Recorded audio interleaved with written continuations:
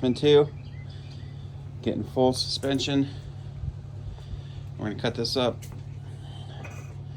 We're going to mount it on the front of this. We're also going to add rear suspension with the stock transaxle. Stock pulleys, well, pulley swap, but everything lawnmower still. Stay tuned. Alright, so I got Gothic Smurf up here. He's helping me set this up a little bit because he doesn't have room to take the whole Bollins apart yet, so. But I got this, the top part tacked on, the shock on, but we're figuring out where we want to place it. We're gonna cut, don't mind my blood on my finger, I scratched myself and it's bleeding. We're gonna mount this right in the middle and the shock goes up here. That should be almost perfect. And I gotta do a tab off this and a tab off right here to mount the bottom. And then theoretically, this side's on. It'll be bolted on. Fully fully weld it and then gusset it. And then, if I had tires, I could set it on the ground if I do the other side. Well, so you could already take the tires off my mower real quick. Yeah, so stay tuned. I'll get some more footage as I'm going. It's pretty cold out, so I'm not trying to leave my phone set out. It's 50 degrees. Yeah, so I'll get back at you. All right, we're back, guys. Check this out.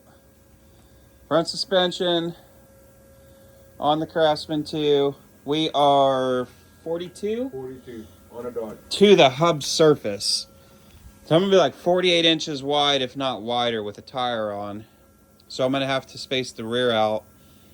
The rear is getting a suspension, but it's going to use a factory transaxle. That's going to be cool. I'm not doing that today. I'm running out of time. It's already getting it's pretty cold out. But we got this on. This side's basically fully welded on.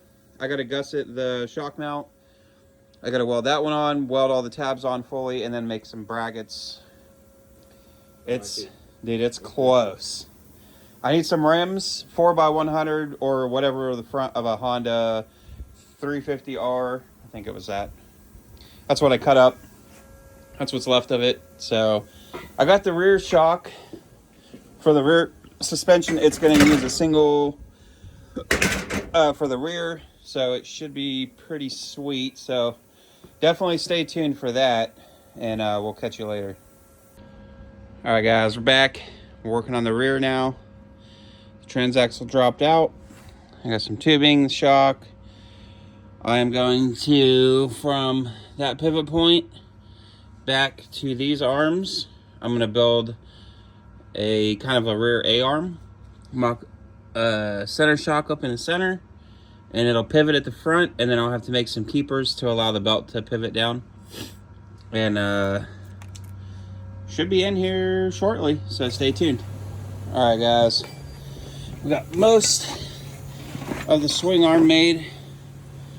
We got the pivot point. The frame is going to get cut. Right now it's super flimsy. The side's pulled out a little bit. It did that whenever I unbolted the rear part. The side kind of like pulled out a little. But it moves. The pivot point is up there. It's technically stretched about 3 inches, so I have to get a different belt. I still got to make a mount for the shock. And it means I'll have to cut a hole in the floor probably. I still got to make a shifter, brakes, pulleys. I still got a lot to do, but this is more or less it.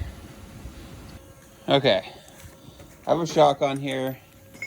Oddly enough, I have it mounted kind of reverse, but it actually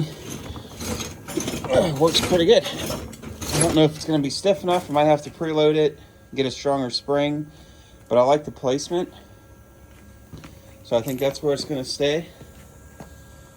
So stay tuned for more. All right, I'm definitely going to have to change the shocks up. I'm going to probably have to run 2 right down the sides because, and that's not even a lot of force on it, and I'm able to compress it super easy. And I have it pretty straight. So, yeah. Other than that, though, it's getting pretty close. Got to get some shocks from front rims and tires so I can get it rolling. And then get the motor back on and start figuring out the belt and the shifter and the brakes.